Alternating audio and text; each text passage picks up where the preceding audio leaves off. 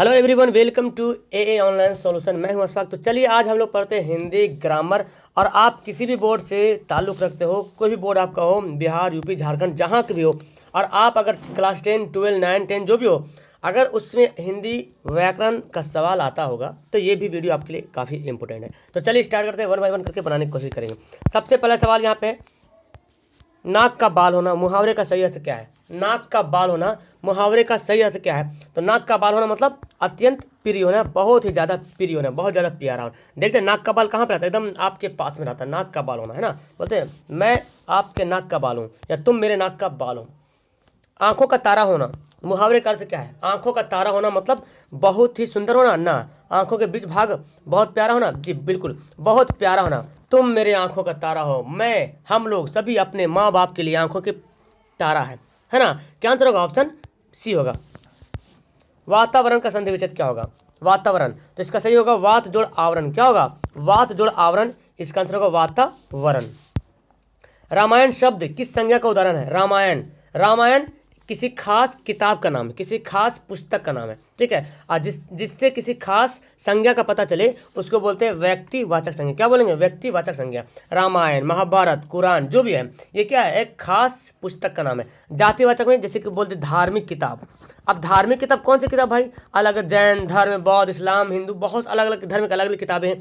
तो सिर्फ धार्मिक किताब बोल दिया जाए तो जातिवाचक संज्ञा, नदी, पहाड़, ये सब, है ना। चलिए, किस सर्वनाम का उदाहरण, कोई किस सर्वनाम का उदाहरण है? इससे पहले मैं आपको होमवर्क देता हूँ। आपका पहला होमवर्क यह है कि सर्वनाम के कितने भेद हैं। आपको ऐसा करना है, जितना मैं दे रहा हूँ होमवर्क, सभी होमवर्क को नीचे कमेंट करना, एक ही कमेंट में सभी होमवर्क कमेंट कर देना है, ठीक है। सर्वनाम के कितने भेद ये करना है, बाकी आप देख लीजिए किताब खोल, जब देखिएगा कितने भेद है तो याद भी हो जाएगा ना, कौन कौन भेद गिन लीजिएगा, ठीक है। लेकिन कमेंट जरूर कीजिएगा कि सर्वनाम के कितने भेद है। तो बोला कोई किस सर्वनाम का उदाहरण है? कोई जो है अनिश्चय, पता ही नहीं चल रहा, कोई आपको याद कर रहा, कौन है भाई? पता ही नहीं चल रहा कौन है ना। तो ये हो गया अनिश्चयवाचक सर्वनाम। जिसके लिए काम किया जाए उसे कौन सा कारक कहते हैं? कारक के कितने भेद हैं, ये भी आपका होमवर्क मिलेगा। आपको सेकंड होमवर्क मिलेगा कि कारक के कितने भेद हैं, कारक के कितने भेद हैं, ये आपको होमवर्क कमेंट करना है। तो बोला कि जिसके लिए कोई काम किया जाए, तो जिसके लिए उसको संप्रदान कारक, क्या बोलेंगे? संप्रदान कारक। इसका पहचान है के लिए लिखा है, को, के लिए या को लगा, मेरे को, है ना। तो के लिए संप्रदान कारक है। अगला सवाल पढ़ते हैं, भारत की राष्ट्रभाषा क्या है? भारत की राष्ट्रभाषा क्या है? उर्दू, हिंदी, अंग्रेजी? तो इजी है, भारत की राष्ट्रभाषा क्या है? हिंदी, जो भारत की राष्ट्रभाषा है। अगला प्रश्न है, पुष्प कौन सा शब्द है? पुष्प, है ना, पुष्प कौन सा शब्द है? तत्सम, तद्भव, देशज, विदेशज। देखिए, तो पहले तो पुष्प के बारे में बता दूं, पुष्प क्या है? तत्सम शब्द है। कौन सा है? तत्सम शब्द है। और इसका तद्भव क्या बनेगा? हम लोग बोलते फूल, क्या बोलते हैं? फूल, है ना, फूल, ये है क्या? तद्भव शब्द है। आपको मैं बता दूं, शब्द उत्पत्ति के दृष्टिकोण से, उद्गम, क्या बोलते हैं? उद्गम के दृष्टिकोण से शब्द के चार भेद हैं और यही चारों शब्द हैं, ठीक है। सवाल में आता है उत्पत्ति या उद्गम, उ या हर्ष उ या दीर्घ उ, इसका उच्चारण होता है वो कहाँ से होता है? दंत से होता है, कंठ से होता है, ओष्ठ होता है, या कोई नहीं। तो उ जब बोले, देखो उ, है ना, तो आपको पता चला ओष्ठ से क्या सवाल निकल रहा? ओष्ठ से सवाल निकलता है। इसका आंसर क्या होगा? ओष्ठ। का वर्ग का उच्चारण आसान है। का वर्ग, देखिए का वर्ग में कौन कौन आता है? का वर्ग में कौन कौन से आता है? क, ख, ग, घ, है ना। तो का वर्ग का उच्चारण होता है कहाँ से? कंठ से होता है। कहाँ से होता है? कंठ से होता है, ठीक है। चलिए आगे सवाल पढ़ते हैं, इनमें से कौन सा शब्द संज्ञा से बना हुआ विशेषण नहीं है? संज्ञा से बना हुआ विशेषण नहीं है। देखिए, नमकीन, नमक से बना क्या? नमकीन, ठीक है। धनवान, धन से क्या बना? धनवान। दयालु, दयालु। अब फुर्ती, क्या है? फुर्ती। विशेषण कौन से? तो दयालु किसको बोलते हैं? जो दयालु करता है ना जी। संज्ञा से बना हुआ विशेषण कौन नहीं है? तो नमक, नमक से बना नमकीन, तो नमक क्या है? संज्ञा है, बना नमकीन, हो गया विशेषण। दयालु कोई आदमी होगा और उस आदमी से दया करने वाला क्या बोलेंगे? दयालु, तो ये भी हो गया विशेषण। धनवान, धनी को बोलते हैं धनवान। लेकिन फुर्ती, ये तो ऑलरेडी किसी से तो बना ही नहीं, है ना। फुर्ती किसी से नहीं बना है, ठीक है। तो यही हो जाएगा आंसर, क्या? ऑप्शन डी हो जाएगा। ये जो है विशेषण नहीं है संज्ञा से बना हुआ। कौन सा शब्द है संज्ञा से बना हुआ विशेषण? देखिए, संज्ञा से बना हुआ विशेषण, इच्छुक, प्यास, पशु या संतोष। संज्ञा से बना हुआ विशेषण, तो देखिए इच्छुक, इच्छुक किसको बोलते हैं? इच्छा रखने वाला या इच्छा करने वाला, इच्छुक बोलते हैं, ठीक है। तो इसका आंसर ऑप्शन क्या होगा? ए जो होगा सही आंसर हो जाएगा। इनमें से किस शब्द में वर्ण संबंधी अशुद्धियां नहीं है? अशुद्धि नहीं है मतलब 3 सही है और 1 गलत है। ठीक है। अशुद्धियाँ नहीं है, सॉरी, अशुद्धियाँ नहीं मतलब एक सही है, बाकी 3 गलत है। अध्ययन, आगामी, अधीन या उज्ज्वल। तो यहाँ पे देख रहे हैं अध्ययन भी गलत है, आगामी भी गलत है और उज्ज्वल भी गलत है। अधीन जो क्या वो सही है, अशुद्धि नहीं है तो कौन है, अधीन, शुद्ध है। अगर देखा जाए अध्ययन, तो अध्ययन को कैसे लिखते हैं, देखिए ये लिखते हैं ऐसे अध्ययन। आगामी, आगामी नहीं होता, आगामी होता है, क्या होता है, आगामी। और उज्ज्वल ऐसे नहीं होता है, उज्ज्वल, देखिए देखिए ऐसे होता है उज्ज्वल, ठीक है। चलिए अगला सवाल बोलते हैं, संज्ञा के कितने भेद है, पता आपको संज्ञा के कितने भेद है, संज्ञा के 5 भेद है, याद करेंगे संज्ञा के कितने भेद है, 5 भेद हैं। ओके, सबका नाम भी याद होगा आपको। ओके, चलिए अगला सवाल देखते हैं, सिरतोड़ में कौन सा समास है, सिरतोड़ में कौन सा समास है। तो देखिए सिरतोड़ कौन सा समास है, तो आप देखिए सिरतोड़ का अगर आप ये करोगे, विग्रह करोगे, इसका मतलब क्या होता है, सिर को तोड़ने वाला, है ना। सिरतोड़ मतलब सिर को तोड़ने वाला। तो जिस तरह से कर्म और तत्पुरुष दोनों मिल जाए तो कर्म तत्पुरुष होता है, क्या होता है, कर्म तत्पुरुष। तो जैसे इसका और एग्जाम्पल हो जाएगा, यशोधा, यशोदा यश को देने वाला, शत्रुधन या शत्रुधन शत्रु को मारने वाला, ठीक है। तो ये क्या होगा, सिरतोड़ क्या हो जाएगा, कर्म तत्पुरुष समास है। चलिए अगला सवाल पढ़ते हैं, कौन सा शब्द गुणवाचक विशेषण है। लाल फूल, 5 लड़के 10 हाथी, इनमें से कोई नहीं। तो गुणवाचक, जिससे गुण पता चले, तो लाल फूल क्या है, लाल फूल क्या है, एक गुणवाचक विशेषण है। अगला सवाल है, कौन सा शब्द परिणाम बोधक विशेषण है, कौन सा शब्द जो है परिणाम बोधक विशेषण, परिणाम जिसे पता चल रहा, शेर भर दूध, 4 गज या सबधन, इनमें से कोई नहीं। परिणाम, जिसे परिणाम पता चले, शेर भर दूध 4 गज, तो शेर भर दूध क्या, ये परिणाम पता चल रहा, ठीक है। और 4 गज परिणाम, बल्कि ये संख्या पता, कितना गज, 4 गज, 5 गज। तो आंसर क्या हो जाएगा, शेर भर दूध, आधा लीटर दूध, ऐसे बोलते ना, ये परिणाम विशेषण हुआ, परिणाम बोधक विशेषण। दांत का उच्चारण स्थान क्या है, नाक, कोष्ठ, ओंठ। तो जब दांत से बोलते हैं ना, जैसे ता, था, दा, धा, तो मेरे ख्याल से यहाँ पे मिस्टेक है, दांत ने यहाँ पे दा होना चाहिए, दा। दा का उच्चारण स्थान कौन है, दा का उच्चारण स्थान कौन है, तो दा, ता, था, दा, है ना। तो देखो नाक से भी नहीं आ रहा, अगर यहाँ पे दांत का लेते हैं आंसर सही, दांत, तो दांत अगर बोलते हैं तो फिर नाक सवाल निकलती है, दांत, ठीक है, सवाल ठीक है। अगर बोलते हैं दांत, माँ, तो नाक सवाल निकलती है, ठीक है। तो इसका आंसर क्या होगा, ऑप्शन ए हो जाएगा। और अगर सिर्फ दा बोलता तो दा फिर दांत से निकलता है। ओके, चलिए हिंदी भाषा किस लिपि में लिखी जाती है, हिंदी भाषा किस लिपि में लिखी जाती है, तो हिंदी भाषा जो है देवनागरी लिपि में लिखी जाती है, ठीक है। पहले एग्जाम देते थे तो लिखना पड़ता था आपको, भाषा क्या है, लिपि, देवनागरी। अब तो सारा कुछ लिखा रहता है, ठीक है।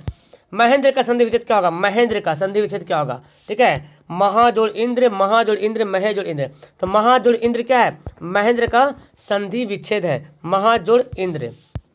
का वर्ण किसके योग से बना है, देखिए का वर्ण किसके योग से बना है, तो जो का बोलते हैं ना, ये बना का हलंत और जोड़ आ, इससे मिल के बना, ठीक है। जब का बोलते हैं, अगर इसको क्या पढ़े, का अंदर से कंठ से आवाज निकालेंगे, लेकिन इसको क्या बोले, का जब बोलते हैं तो आसान से बोलते हैं आ, का में आ मिला हुआ, तो ये आंसर क्या हो जाएगा, ऑप्शन सी हो जाएगा।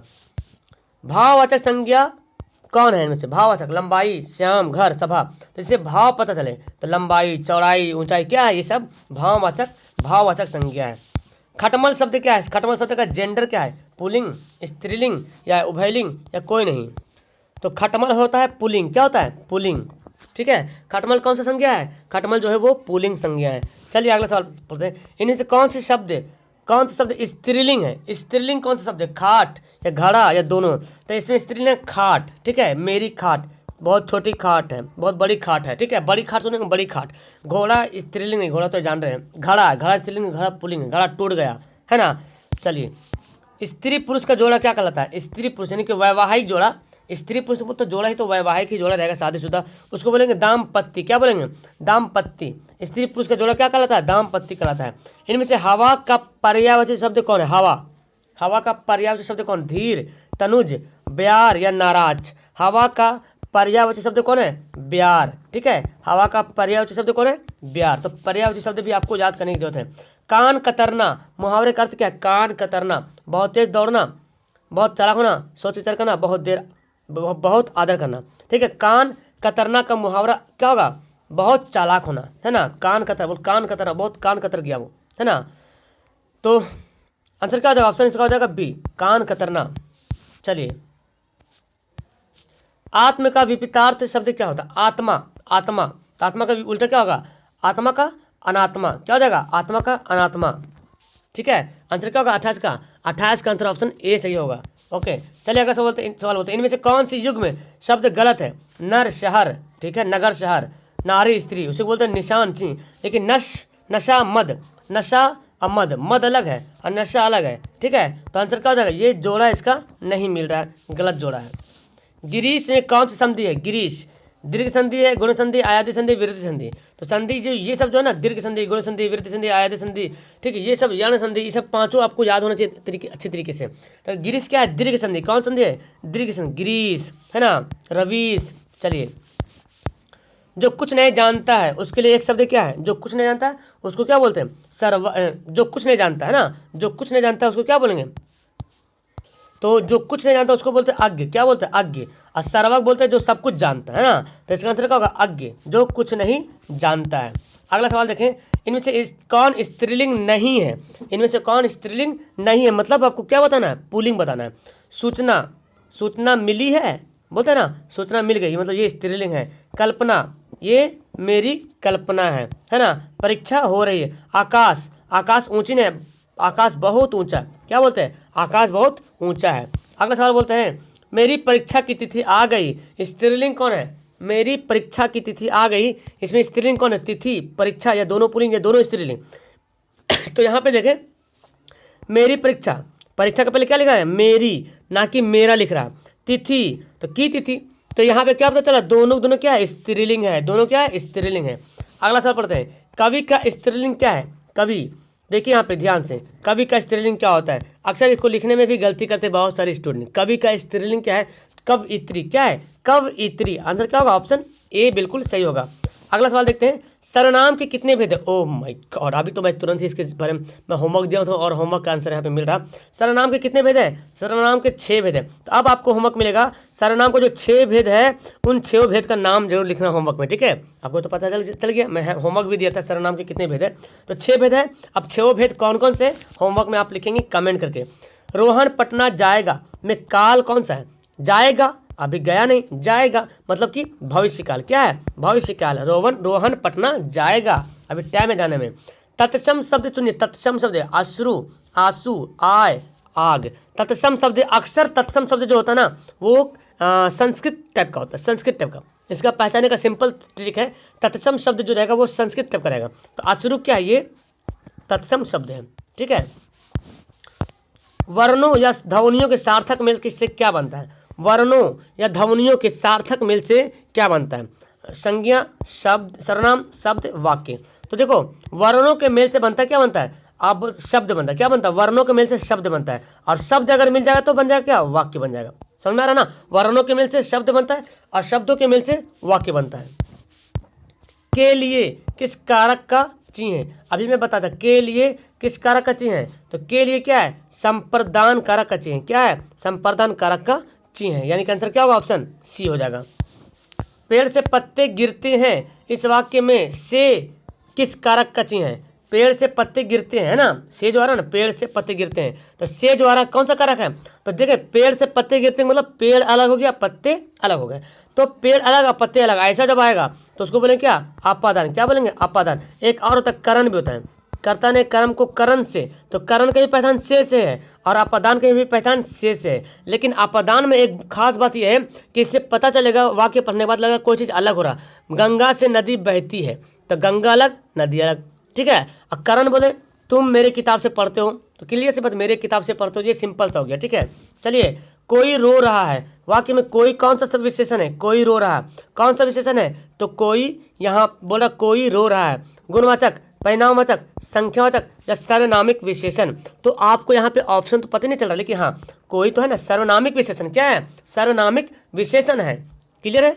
चलो अगला सवाल होता है, उसका चेहरा गोल है, वाक्य में गोल कौन सा विशेषण है? गोल। कैसा है उसका चेहरा? गोल है। संख्या, गुणवाचक, ना ना ना, क्या होगा? उसका चेहरा गोल का मतलब हुआ कि उसका गुण बारे में बता रहा है।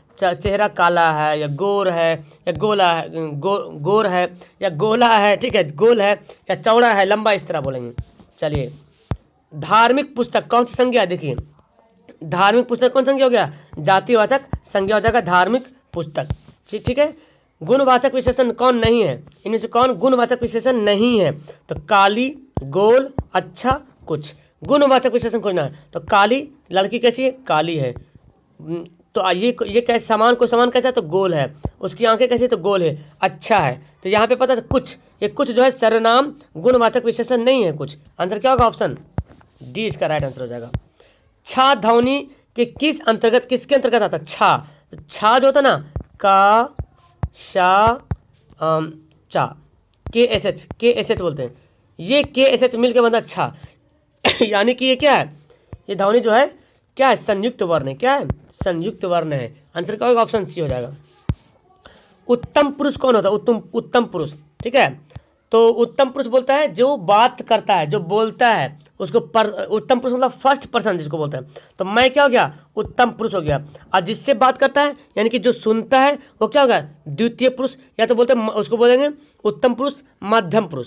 ठीक है, और एक होता है अन्य पुरुष, मतलब जो यहाँ पे है नहीं, जिसके बारे में बात किया जा रहा है। तो तुम क्या हो जाएगा, मध्यम पुरुष जो सुनता है, और वह वे लोग जिसके बारे में बोला जा रहा है, इसको बोले अन्य पुरुष, first person, second person, third person. ठीक है। वाक्य में कौन सा वाक्य शुद्ध है, शुद्ध वाक्य कौन है, मेरी किताब नहीं है, राधा ने पानी पिया है, सीता का परीक्षा हो गया है, अशोक रो रहा है। ठीक है, इसमें से शुद्ध अशुद्ध वाक्य चुनना, अशुद्ध है तो मेरी किताब नहीं है तो ठीक है, राधा ने पानी पिया ये भी ठीक है, अशोक रो रहा ये भी ठीक है। तो पता क्या चल रहा, सीता का परीक्षा नहीं बल्कि सीता की परीक्षा हो गई है, सीता की परीक्षा हो गई है तब होता। तो ये क्या हो जाएगा, अशुद्ध हो गया। 47 का आंसर क्या होगा, ऑप्शन सी हो जाएगा। कौन सा शब्द शुद्ध है, शुद्ध शब्द चुनना है, भूतकाल, परीक्षा, परिस्थिति, आविष्कार। ठीक है, तो भूतकाल में देखिए ये क्या है, गलत है, तो इसका शुद्ध आंसर क्या होगा, इसका शुद्ध आंसर होगा ऑप्शन सी, परिस्थिति, ये सही लिखा हुआ है। आविष्कार ऐसे नहीं होता, आकर आ होता है, आविष्कार होता है, क्या होता है, आविष्कार होता है।